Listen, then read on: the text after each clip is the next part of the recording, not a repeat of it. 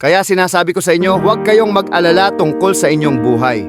Kung ano ang inyong kakainin, iinumin o susuotin. Dahil kung binigyan kayo ng Diyos ng buhay, siguradong bibigyan din niya kayo ng pagkain at isusuot. Tingnan ninyo ang mga ibon sa himpapawid.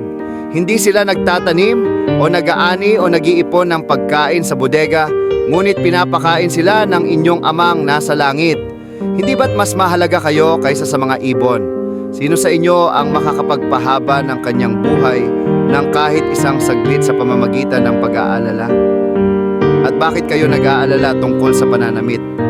Tingnan ninyo ang mga bulaklak na tumutubo sa parang. Hindi sila nagtatrabaho o naghahabi.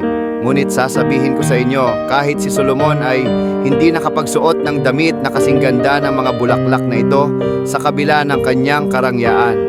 Kung dinadamitan ng Diyos ng ganito ang mga damo sa parang, nabuhay ngayon pero kinabukasan ay malalanta at susunugin, kayo pa kaya kay liit ng inyong pananampalataya? Kaya huwag kayong mag-alala kung ano ang inyong kakainin, iinumin o susuotin. Ang mga bagay na ito ang pinapahalagahan ng mga taong hindi kumikilala sa Diyos. Ngunit alam ng inyong amang nasa langit na kailangan ninyo ang mga bagay na ito. Kaya unahin ninyo ang mapabilang sa kaharian ng Diyos at ang pagsunod sa kanyang kalooban at ibibigay niya ang lahat ng pangangailangan ninyo. Kaya huwag na kayong mag-alala tungkol sa kinabukasan dahil ang bukas ay may sarili ng alalahanin. Sapat na ang mga alalahaning dumarating sa bawat araw. Mateo 6:25 hanggang 34.